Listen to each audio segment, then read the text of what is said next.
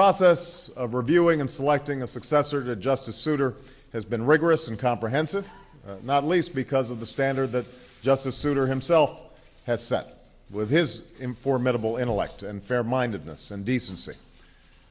Is the fiercest competitor in the league, and they've got what I've continue to believe is the best coach in the NBA right now, in Phil Jackson. So they're going to be formidable, and I think it'll be a tough series.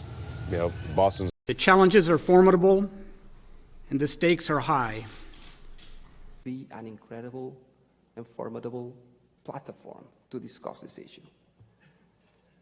She was a formidable candidate in 2008.